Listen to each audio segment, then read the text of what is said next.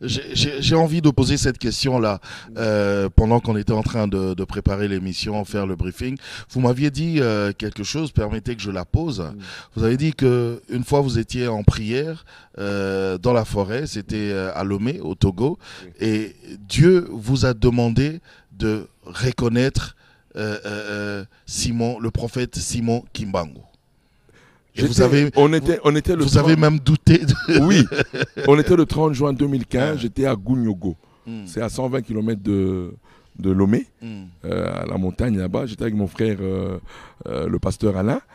Et en pleine prière, le Seigneur, j'entends une voix qui me dit « Honore mon prophète, Simon Kimbangu ». J'ai dit « Ah !» Et je vais vérifier, j'ai compris que c'était un envoyé que Dieu nous avait envoyé en RDC. Il est le patriarche de l'église de la RDC. Le prophète Simon Kimbangu est le patriarche de l'église de la RDC. Et je vais vous donner même le signe. Pourquoi même Dieu a voulu me dire ça? Parce que quand vous regardez bien, Christ crucifié, la faveur absolue de la RD Congo. Souvenez-vous, le jour de la crucifixion, qui a porté avec Jésus la croix? On nous parle d'un certain Simon de Cyrène. C'est Simon de Cyrène qu'on est venu prendre. On l'a mobilisé pour qu'il aide le Seigneur à porter la croix. Et pourquoi est-ce qu'on va donner ce nom au patriarche de notre église? Parce que c'est la RDC qui avait le message de la croix. Et Dieu a voulu le démontrer en donnant ce prénom à notre patriarche de notre église. Mais l'honorer comment alors? L'honorer, c'est d'abord reconnaître qu'il est le prophète, qu'il était un envoyé de Dieu. Le prophète Simon Kimbangu était un envoyé de Dieu. Pour le Congo ou pour la RDC, pour le monde entier. Okay. Pour le monde entier. C'est qu'il a dit. Mais sa prophétie est déjà confirmée. Lorsqu'il avait dit que l'homme blanc deviendrait l'homme noir et que l'homme noir deviendrait l'homme blanc. Mais c'est déjà accompli. L'homme blanc qui croyait en Jésus-Christ est devenu incrédule comme le noir qui fut incrédule. Et l'homme noir qui ne croyait pas en Jésus-Christ, aujourd'hui c'est l'homme noir qui croit en Jésus-Christ et l'homme blanc ne croit plus. Mais la prophétie est déjà accomplie. Mais comme nous voulons toujours voir par le matériel, par ce que nous voyons, pour qu'on dise que la prophétie est accomplie, non. Mais elle s'accomplit d'abord en esprit avant de se matérialiser. Mais si c'est Jésus qui a donné la richesse, la suprématie à l'Occident, et qu'aujourd'hui l'Occident a rejeté Jésus, que nous, Africains, nous avons récupéré Jésus-Christ, dont la gloire que l'Occident a connue avec Jésus, nous allons aussi connaître cette gloire. Mais la première des gloires d'abord, c'est d'abord de reconnaître que Jésus-Christ est le Sauveur et le Seigneur. Ça, c'est la grande bénédiction que la race noire, nous avons eue aujourd'hui. C'est de reconnaître Jésus comme le Messie de notre vie. Donc, c'est pour dire que le prophète Simon Kimbangu était tout simplement un avant-goût de ce qui allait se passer dans l'église du Congo. Le même Saint-Esprit qui était en lui, qui a agi, qui a fait des miracles avec lui, qui a fait sa renommée. Vous pouvez imaginer quelqu'un qui a fait 30 ans de prison pour rien. Il n'a pas tué quelqu'un, il n'a pas violé une femme, il n'a rien fait de tout ça. Mais à cause de sa foi, il a juste parlé de Jésus. À cause de sa foi, on l'a arrêté. 30 ans de prison. Les 30 ans de prison là, les soldes vont être comptés. Les soldes vont être remis à zéro.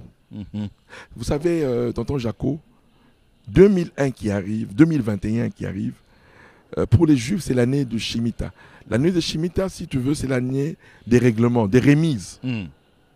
Et 2021 à 2022, il y a quelque chose qui va se passer dans cette nation. Ce sera le centenaire du ministère prophétique de Papa Simon Kimbangu. En 2021, ce serait le centenaire de son ministère prophétique. Il doit se passer quelque chose. Vous savez, ce que vous dites pourrait choquer plus d'un, hein? Parce que parler, vous, en tant qu'homme de Dieu, pasteur, parler du prophète Simon Kimbangu, ça pourrait choquer. Mais c'est le diable qui a voulu nous cacher l'héritage. Certains chrétiens. Non, c'est le diable qui a voulu nous cacher l'héritage spirituel de Papa Simon Kimbangu. Vous savez, hein, je vais vous dire une chose. Quand une église ne reconnaît pas les enfants que son église a produits et qui ont impacté positivement la nation, c'est un malheur pour nous. Voilà pourquoi nous ne pouvions pas entrer dans notre destinée sans reconnaître l'œuvre du patriarche de notre église. Voilà pourquoi Dieu nous a suscités aujourd'hui pour parler clairement, sans gêne. Et puis moi j'ai un lien particulier avec Papa Simon Kimbangu. Je vous dis ce lien particulier. Écoutez un peu. Papa Simon Kimbangu a commencé son ministère en 1921. Maman Olangi est venue commencer son ministère en 1991. Soit 70 ans. S'il y a une perfection, 70 ans, c'est le chiffre parfait. Maman Olangi est venue au monde, dans ce monde ici, en 1950. En 1951, Papa Simon Kimbangu meurt. pour dire que maintenant, celle qui prend le sacerdoce est venue, moi je dois rentrer dans la gloire. Il est rentré. Maman Olangi a commencé 40 ans après l'enterrement, après le départ de la gloire. Pas Simon Kimbangu, 40 ans après, elle a commencé son ministère.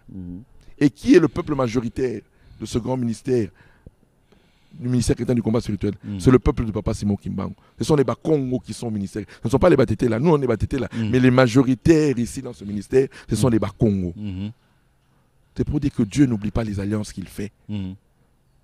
Papa Simon Kimbangu était un grand serviteur de Dieu, un grand prophète. C'est lui le patriarche de notre église.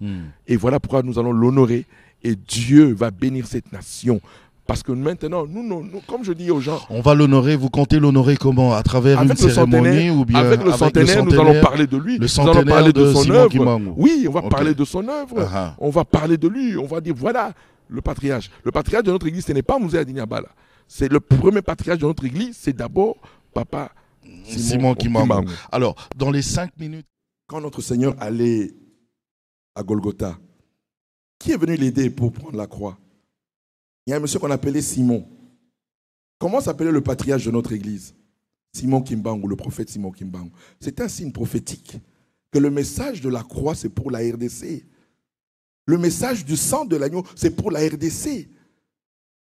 Vous savez, nous l'église, et là je profite de cette occasion que tu me donnes, nous avons critiqué le prophète. Le prophète Simon Kimbangu n'a rien à voir, ne confondons pas le prophète Kimbangu avec le kimbanguisme. Ne confondons pas deux choses. Lui, il a servi Dieu. Aujourd'hui, quel est ce serviteur de Dieu qui peut aller faire 30 ans de prison pour rien? Qui peut faire 30 ans? Il n'a pas tué quelqu'un, il n'a pas volé, il n'a pas escroqué quelqu'un. Il n'a rien fait. Mais pour Jésus, il a accepté la prison, maman. Chose difficile, hein?